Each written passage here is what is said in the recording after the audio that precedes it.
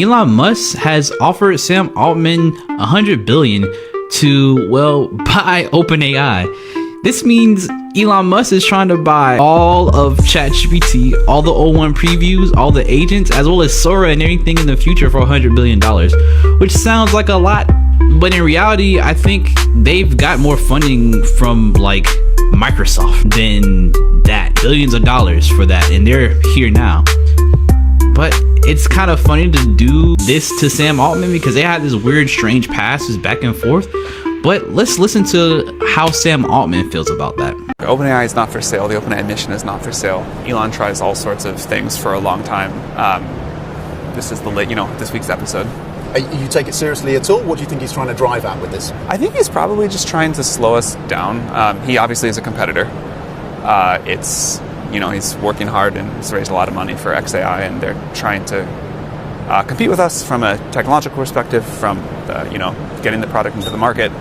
And I wish he would just compete by building a better product, but I think there's been a lot of tactics, many lawsuits, all sorts of other crazy stuff. Now this, and we'll try to just put our head down and keep working. Do you think Musk's approach then is from a position of insecurity about XAI? Probably his whole life is from a position of insecurity. I feel for the guy.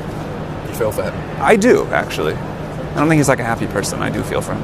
Okay. Do you worry that he has this proximity to the president and he can influence the decision making of the US presidency and policies around this agenda on AI? Not particularly. Maybe I should, but not particularly. I mean, I try to just wake up and think about like how we're going to make our technology better.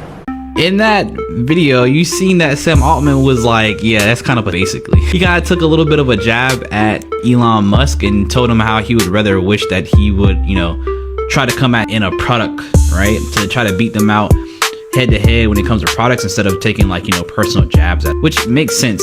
And it helps us as consumers as well. If they were just fighting in terms of, well, who has the best AI, that will be the winner already.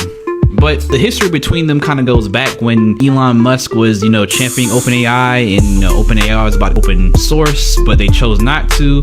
And I think Elon Musk felt some type of way about that. And he was an investor at first into OpenAI. Until now that he's trying to buy them out, and now he takes personal attacks at them. It's kind of funny. But it's funny that on Sam Altman's Twitter, Sam Altman put, "No thanks, but I will buy Twitter for $9.7 billion if you want." So he's starting back to be like, "Hey, oh man, I don't even want this, but hey, 9.7 billion for Twitter." It is kind of like telling him like, pipe down, you know what I'm saying? Like, if you want to look at the money too. And Elon Musk replied, "Swindler." Hey, these boys out here kind of crazy, but it's funny to see them going back and forth.